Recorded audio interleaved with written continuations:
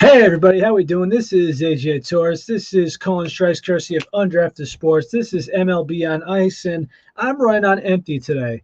We got some news going on. We have a little bit of clarity going on as well. So first off, I just want to begin, and I just want to say this.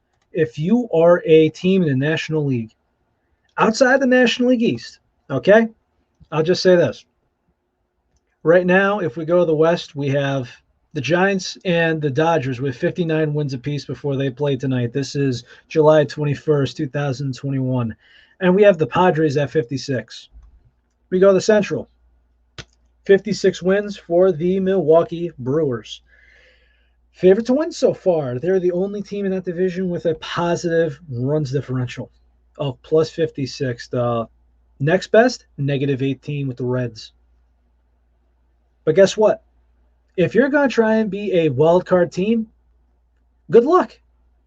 Because essentially, unless you are beaten, well, right now, the Padres, it's just not happening. As we go into the trade deadline, it's going to be very interesting to see who gets what and what they get in return for it. Where if that's the Mets, the Brewers, the Dodgers, the Giants, or the Padres, there might be a couple surprises in there too. Is Anthony Rizzo getting traded? Is Javi Baez getting traded? Are the Oakland A's going all in on the AL West? But before I jump to the American League, essentially I said this, and this is to the Met fans. Luis Rojas is a good manager. He's got a lot of fire in him.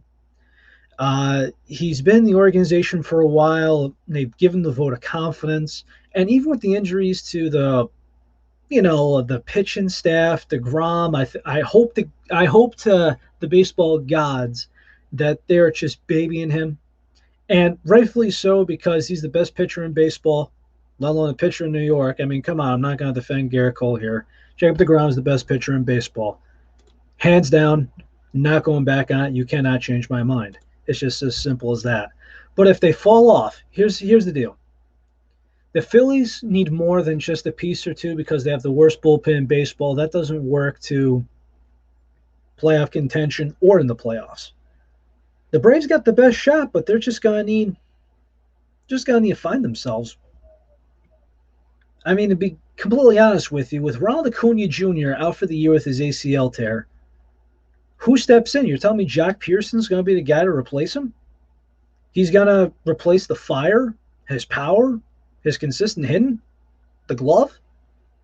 He's going to be a replacement for Raj, an MVP? I don't know about that. And you gave up a pretty decent prospect for him as well. But if the Mets lose this, I think it's the Braves' game. And sorry, Met fans, but again, if let's just say the Dodgers or the Giants take this division, one of them gets in the wild card spot, and the second spot for the wild card goes to the Padres. If you're Arizona, obviously I'm writing you off. Pittsburgh writing you off. Right now, the second place wild card team has 56 wins. The next wins for a non-division winner is 49. Yeah. That's 7 games back. Obviously, still much to play. But what are the Reds going to do for the trade deadline? Are they going to stay content? Are the Brewers going to add a piece? I think the Giants, the Dodgers, and Padres are going to be buyers. The Milwaukee Brewers, they just might stay still. And there's even talks of the Washington Nationals might not even sell Max Scherzer. And when the Dodgers need starting pitching, the fact that there's a chance that Max Scherzer doesn't go to LA? You kidding me? Right? You're kidding me. The value that you could get for Max Scherzer is just for 2 months. This is Mad Max in the back of the rotation? Think about it.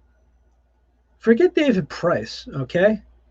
Just imagine, doesn't matter how good or healthy or if the person's on leave or not. Imagine Max Scherzer in that Dodger rotation, front or back of it.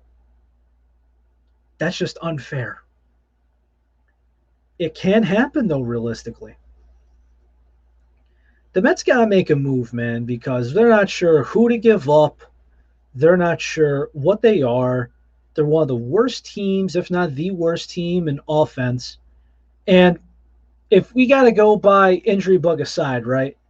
Outside of this week, what in the hell has Michael Conforto done all year besides his walk-off BS Fugazi hit by pitch walk-off? Nothing. And that's a Scott Boras client that's going to want $200 million after the end of the season. Is he going to want 7 years, $200 million? 8 years? I mean, Steve Cohen. Listen, I know there's a lot of people that want a guy who's going to be a Met for life. It's one of those just traditions that they don't see much anymore. They don't think that they're going to see one outside of David Wright. Maybe be Jacob deGrom, depending. But position player-wise, if it's not Michael Conforto, it's not going to be anybody. But at the same time, is it going to be worth it, plus being a Scott Boras client? So far in his walk year, hell to the no. Hell to the no. But with that case scenario, with that said, let's move on. It's going to be interesting to see what happens in the AL East. It's always hard to picture the Tampa Bay Rays buying and what they could give up, but we know that their strong suit is developing players. And what can they give up? I don't know. I see the Blue Jays buying, actually. Of all the pitchers that came down this year, I think if they get themselves a good starting pitcher and maybe move one guy to the bullpen, I think it'll really help them. Possibly two, but you get what you can get. And let's just go with the Yankees. And I say this as a Yankee fan. They've won 7 out of their last 10 games, 3-1 win streak. But doesn't it sound a lot worse than that? Run differential of only +9. Now, I know the Orioles are in the tank, but I don't care. Or if you look at the run differential of the teams in the AL East, Red Sox +60, Rays +81, Blue Jays +86, Yankees +9. Look at all the injuries and the lack of small ball and everything else. Look at what the hell is going on in this team. The small ball is what the Yankees lack. If you look at the Yankees, you think of a born one-trick pony. They just go for the home runs or don't the next man up crap. They can't string together hits. They're not a threat on the bases. They don't improvise. They don't bunt. They don't hit and run. I mean, just the simple stuff in baseball, they just don't do. And it becomes boring and they become predictable. When's the last time you saw a hit and run besides that one game just recently? Never really. I mean, come on. Just think about it. The team relies on power hitting and power pitching. Okay, what else you got? Nothing. The contact hitters, they don't like him. Ronald Torreyes, sent down, then moved across ship. Greg Allen in the minor leagues for a long time. Tyler Wade, they said, I don't like him. Look at all the contact hitters they have now because of injuries and COVID.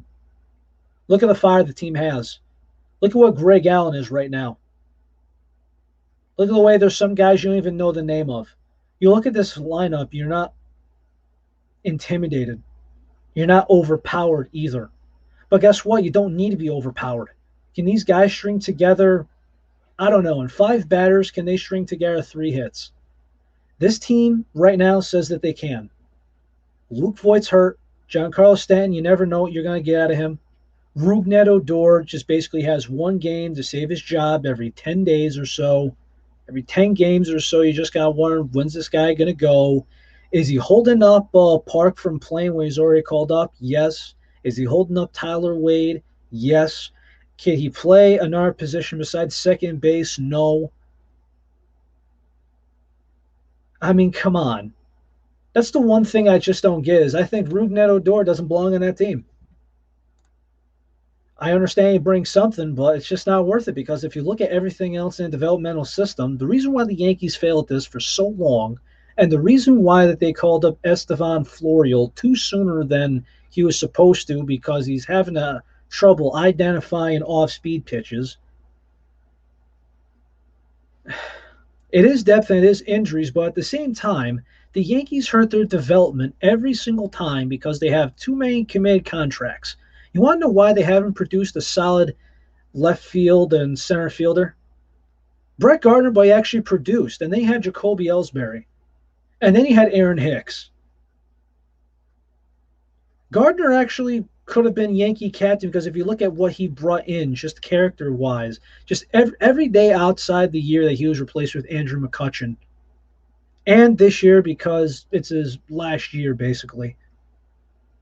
If you look at this team and if you look at him, Brett was a really big part of it. He was just a fireball of the team. It was a spark plug. But if you look at some of these other guys, you just kind of look at it and you're like, are these guys even having fun? Or is it just like a depressed worker that's punching into his 9 to 5? It's embarrassing a lot of the time. It just is. And then if you look around other parts of baseball, let's see. I'm going to be joined by Bay Bridge Sports. Max is a great guy. If we are looking at the Bay Area sports, I think the Giants right now, they're doing well. There's a lot of people that think they need an relief pitcher, but the bullpen's been solid all year. Who is on the market? That's a very good question.